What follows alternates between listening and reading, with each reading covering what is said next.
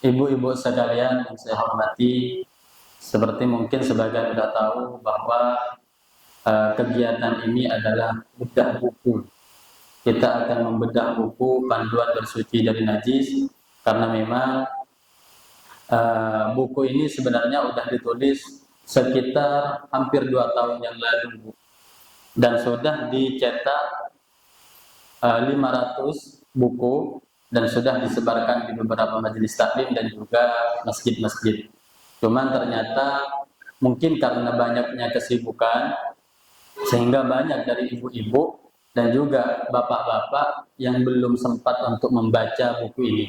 Buktinya, ketika ada kegiatan-kegiatan majelis, ketika ada kegiatan-kegiatan taklim, masalah bab najis masih ditanya. Sebenarnya, seandainya kita sudah membaca buku ini, semua permasalahan-permasalahan tentang najis, insya Allah bisa kita jawab dengan cukup membaca buku ini, Bu. Maka insya Allah, di buku ini nanti kita akan bahas semua yang berhubungan dengan najis, sekaligus nanti ada tambahan pembahasan tentang cara menyuci pakaian dengan mesin cuci yang benar. Terus di akhir nanti akan ada dibuka sesi pertanyaan. Jadi silakan ibu-ibu, mungkin kalau seandainya ada pertanyaan-pertanyaan yang mau ditanyakan seputar bab najis, silakan. Baik, kita mulai. Kita langsung buka, Bu, halaman ke-5. Kita langsung buka halaman ke-5.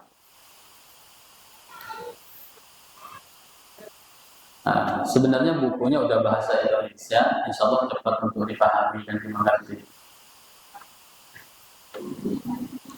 Baik, sudah ketemu semua halaman 5.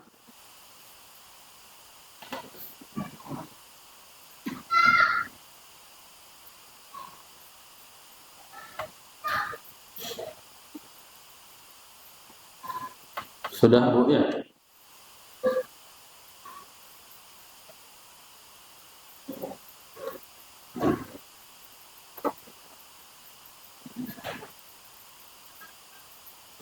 Halaman ke-5.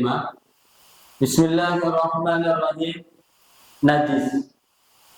Apa yang dinamakan dengan najis? Najis adalah segala sesuatu yang menjijikkan, yang mencegah sahnya sholat ketika tidak ada rukhsah ataupun kemurahan. Najis adalah hal yang menjijikkan, yang bisa mencegah sahnya sholat. Itu najis. Ada sesuatu yang menjijikkan, contoh ingus, itu menjijikkan. Itu menjijikkan. Akan tetapi ingus itu tidak dihukumi najis karena tidak mencegah sahnya sholat. Paham, Bu? Maka yang dinamakan najis itu adalah, yang pertama syaratnya harus menjijikkan, yang kedua mencegah sahnya sholat. Kapan? Ketika tidak ada rukhsah ataupun kemurahan.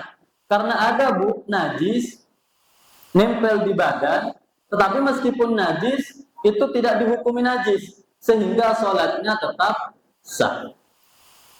Najis yang seperti apa? Nanti kita kupas semuanya. Kayak umpama, sekali lagi kasih contoh sedikit, darah jerawat. Darah jerawat, Bu. Darah jerawat itu meskipun contoh kita lagi sholat, ya kan, ternyata ada jerawat yang ngeluarin darah, itu najis enggak darahnya? Najis, tetapi tidak mencegah sahnya sholat. Sholatnya tetap sah. Kecuali dengan syarat najis itu, darah yang keluar dari jerawat itu tergolong darah yang sedikit, kecuali darah jerawatnya keluar sampai 1 ember. Sampai 1 gelas aqua, ya beda lagi. Ya seandainya, ini kan contoh, Bu, ya. Kecuali darahnya terlalu banyak, maka tetap najis. Tapi kalau seandainya al-ghalib, yang biasa darah jerawat, ya pasti sedikit, ya kan? Gak mungkin ada orang keluar darah dari jerawatnya sampai nites-nites, itu nggak ada kayaknya. Jelas, Bu? Terus, maka dalam hal ini najis terbagi menjadi 3 bagian. Najis terbagi menjadi 3 bagian. Yang pertama, 1, najis mukhaffafah. Apa artinya? Najis ringan. Yang kedua, najis mughalladhah. Artinya apa? Najis berat. Yang ketiga, najis mutawassithah. Najis sedang. Nanti saya akan bahas semuanya, Bu. Bahkan nanti saya akan jelaskan bagaimana caranya mengubah najis ainiyah menjadi najis hukmiyah. Karena ketika umpama kita punya anak kecil, terus ruangan di rumahnya tuh besar, anaknya kencing di tengah. Kan nggak mungkin kita langsung ambil ember disiram itu, bisa najis semua. Jadi gimana caranya? Maka nanti kita akan bahas. Kita rubah najis yang tadi menjadi najis hukmiyah, sehingga cara untuk menyucikannya gampang. Baik, kita masuk ke penjelasan najis mukhaffafah, najis yang ringan. Najis yang ringan pertama adalah najis apa? Mukhaffafah. Jelas, Bu? Adapun alasan najis ini disebut najis mukhaffafah karena adanya keringanan dalam hukumnya. Karena adanya keringanan dalam hukumnya. Dan najis mukhaffafah adalah najis yang memenuhi 4 syarat. Jadi najis mukhaffafah ini cuma 1, Bu. Najis mukhaffafah ini cuma 1. Yang pertama, ayyakuna baulan. Najisnya harus berupa kencing. Yang kedua, ayyakuna min sabiyin. Keluar dari balita laki-laki. Kalau yang perempuan enggak, najisnya langsung masuk najis mutawassithah.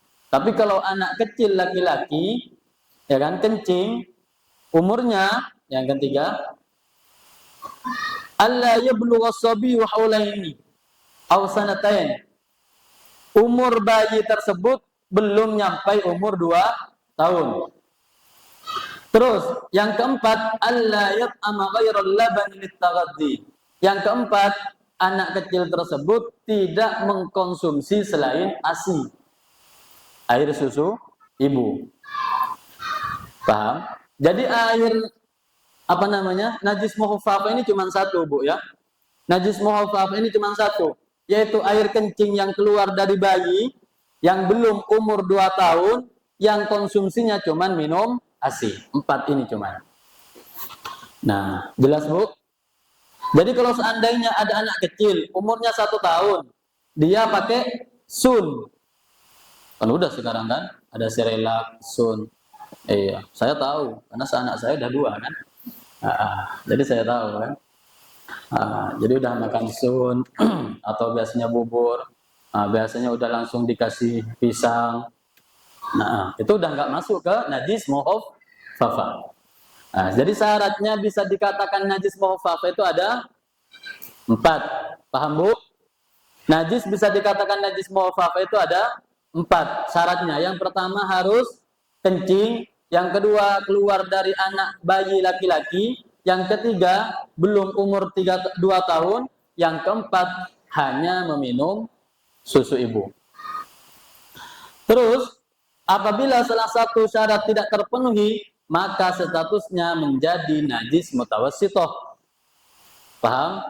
Kalau salah satu dari yang 4 itu tidak terpenuhi, maka najis ini bukan najis mukhaffafah, tapi najis mutawassithah. Cara untuk menghilangkan najisnya gimana? Caranya adalah, lihat, dengan cara diperciki air.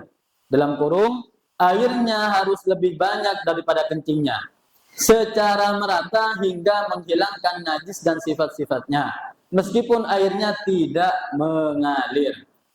Wa baulu tiflin ghaira darrin ma'akal yakfihi rasyun in yusib kullal mahal. Dalam kitab Ghayatul Bayan. Jadi kalau umpama ada kencing anak bayi, anak kecil yang tadi itu, Bu, caranya gimana untuk mensucikannya? Lihat, pertama kita lihat kencingnya itu, ya kan? Nah, caranya untuk menghilangkan najis itu cukup perciki air, tetapi ingat airnya harus lebih banyak daripada kencingnya. Jadi contoh, kencingnya anggaplah setengah aqua ini, maka harus disiram dengan 1 gelas aqua ini. Jelas, Bu? Ini tuh caranya. Nah, sehingga gampang, tinggal diperciki air, setelah itu udah tinggal dilap, selesai. Udah suci itu, Bu.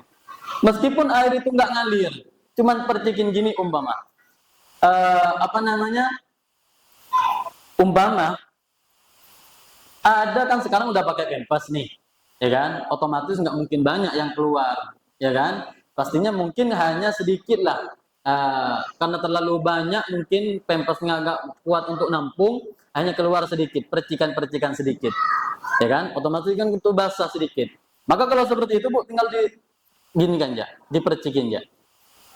Pakai air diginikan ya. Itu udah suci karena cuman basah sedikit kan, bukan airnya itu ada, enggak, cuman basah aja sedikit. Jadi tinggal dipercikin gini ya. Nah, karena dengan dipercikin itu airnya udah lebih banyak daripada sisa najis itu tadi. Jelas, Bu? Nah, itu jadi gampang kalau najis mukhaffafah. Nah, ini najis mukhaffafah. Nah, jadi yang paling gampang itu sebenarnya najis mukhaffafah dengan najis mughalladhah. Yang sulit dan yang paling banyak terjadi itu adalah ketika mensucikan najis mutawassithah. Karena kalau najis mukhaffafah cuma 1 itu tadi.